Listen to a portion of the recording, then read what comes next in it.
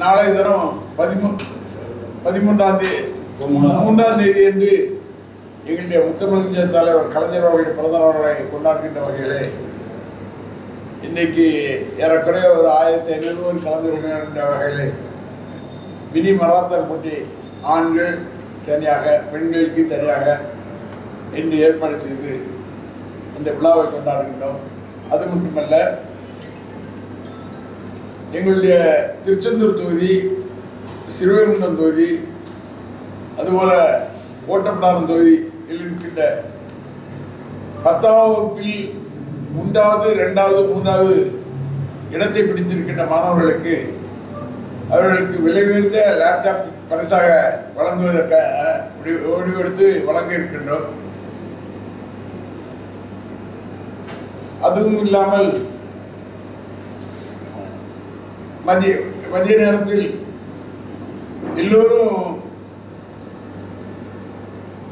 உணவு உண்கின்ற வகையில் அந்த அரிசி விருந்து ஏற்பாடு செய்திருக்கின்றோம். தொடர்ந்து கழக கொடியேற்றுவது, அன்னதானங்கள் வழங்குவது, அதுபோல முதியோர் இல்லம், மாற்றுத்திறனாளிகள் இல்லம், இந்த பகுதிகளெல்லாம் அவர்கள் பயன்பெறுகின்ற வகையிலே செய்கின்ற வகையிலே இயக்கத்தினுடைய தோழர்கள் செய்ய இருக்கின்றார்கள்.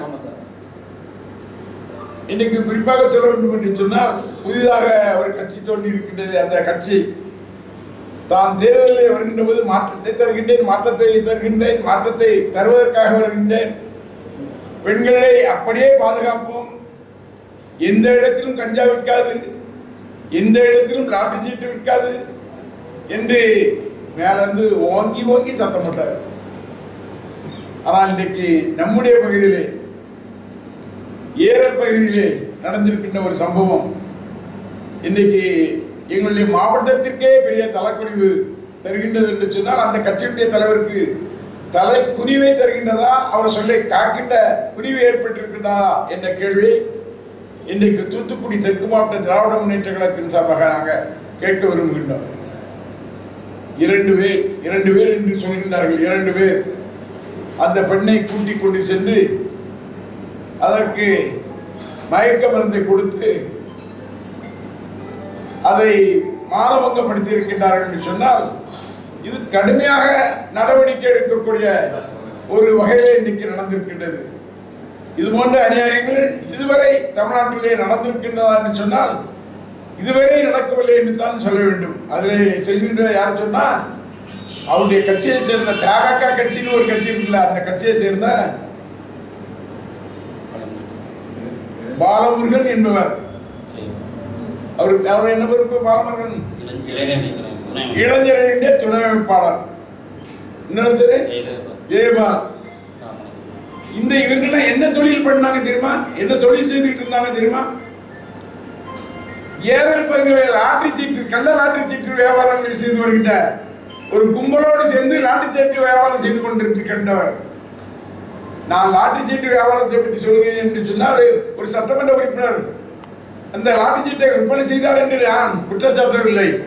ஆனால் அவரோடு சேர்ந்து தொழில் செய்தவர்கள் தான் இவர்கள் என்பதை இன்றைக்கு இருக்கின்ற ஏரல் பகுதியினுடைய மக்கள், சிறுவகுண்டம் பகுதியில் இருக்கின்ற மக்கள் இன்றைக்கு தெளிவாக அவர்களோடு தொழில் செய்தவர்கள், அவர்களோடு கள்ள லாட்டரி வியாபாரம் செய்தவர்கள், கஞ்சா வியாபாரம் செய்தவர்கள் இந்த செயலை செய்திருக்கின்றார்கள். இதற்கு தாவாக்கள் இருக்கிற ஓங்கி சத்தம் போடுறாரு ஒருத்தர், அர்ஜுன் யாதவா, அவருக்கு பதில் சொல்லுவாரா? இருக்கு இதை தெளிவு பண்ணுவாரா? இனிமே இந்த நாட்டை திருத்த போறங்கிற மாதிரி சொல்லிட்டு இருந்தாங்களே. இன்னைக்கு சொல்றேன், தேர்தல் வருகின்றது, 5 தேர்தல் வருகின்றது. இந்த 5 தேர்தலில் அவர்கள் எந்த வகையில் வெற்றி பெற முடியாது. ஏனென்று சொன்னால், மக்கள் இன்றைக்கு தெளிவாக விழித்து விட்டார்கள். ஏதோ ஒரு மயக்கத்தில் நாம் போட்டு விட்டோம், தவறு செய்து விட்டோம் என்ற உணர்வு இன்றைக்கு தமிழகம் முழுவதும் இல்ல, எல்லா பகுதியில் இருக்கின்ற மக்களும் தவறு நடந்து விட்டது, நம் தமிழ்நாட்டே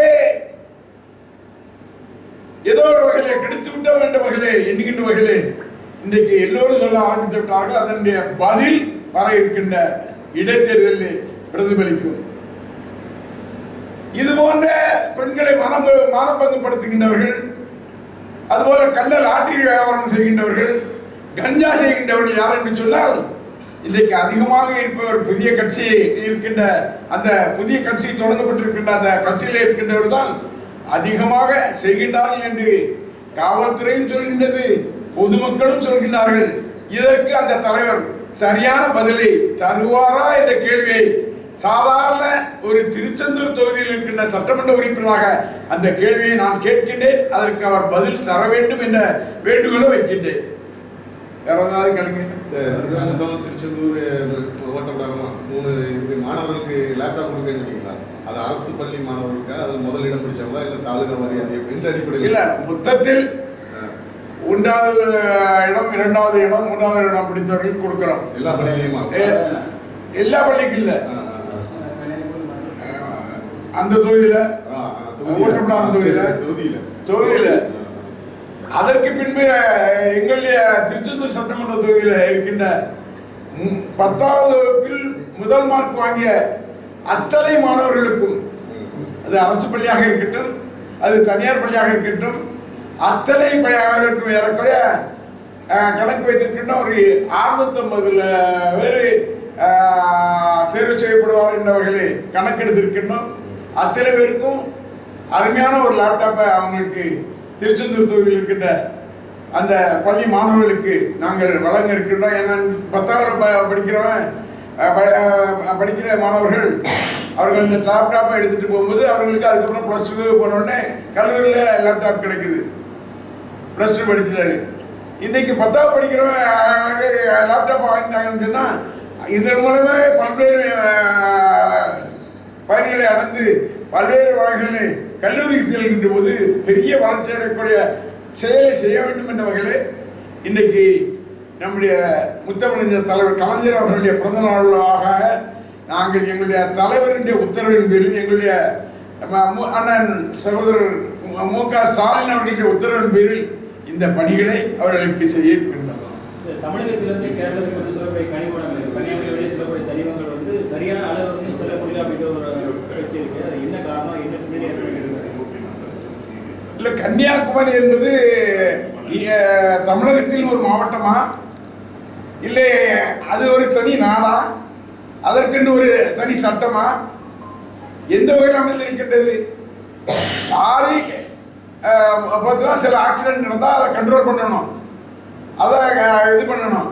இடம் சரியா இருக்கா, பில்லு சரியா இருக்கா, ராயல்டி சரியா இருக்கா, அந்த வகையில் தான் பார்க்கணுமே தவிர இதையும் உள்ளவே வரக்கூடாதுன்ற வகையில் 4 நாள் 5 நாள் காத்திருந்து அந்த டிரைவரு அதில் செய்கிற தொழிலாளர்கள் அவர்களுடைய பணிகளை அல்லர்கள் பார்க்கின்ற போது நம்ம தமிழ்நாட்டில் இருக்கோமா இல்லைன்னா வேற வெளிநாட்டில் இருக்குமாங்கிற எண்ணம் கன்னியாகுமரியில் ஏற்பட்டிருக்கு.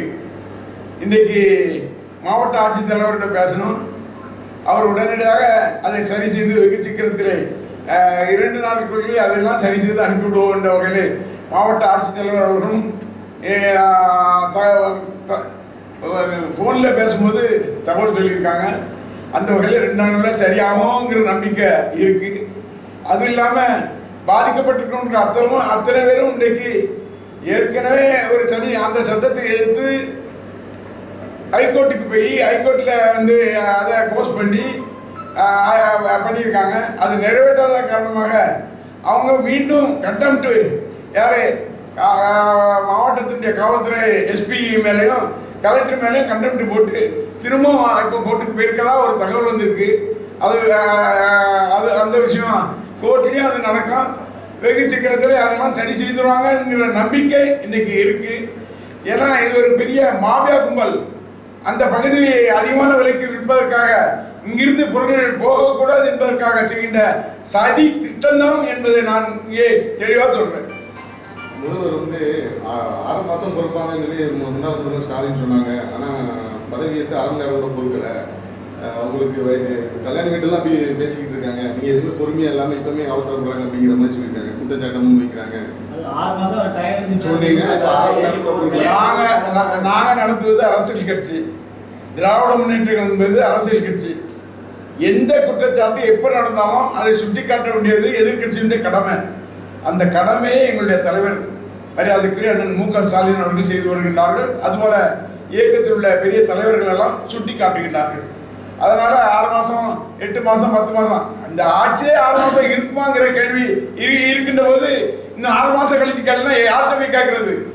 திமுக அரசு வீழ்ந்ததுக்கு காரணமே அதிகமான போதைப்பொருள் பழக்கமும் பெண்களுக்கு எதிரான கொடுமைகளும் தான் இப்படி சூழலை உருவாக்குச்சு அப்படிங்கிறத நேற்று விஜய் பேசியிருக்காரு.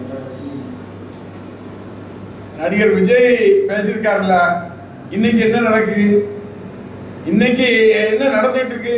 எத்தனை கற்பழிப்பு, எத்தனை பெண் குழந்தைகள் பாதிக்கப்பட்டிருக்காங்க? கஞ்சா கடத்தல் எவ்வளவு தூரம் இருக்கு? கள்ள லாட்டரி சீட்டு எப்படி நடக்கு?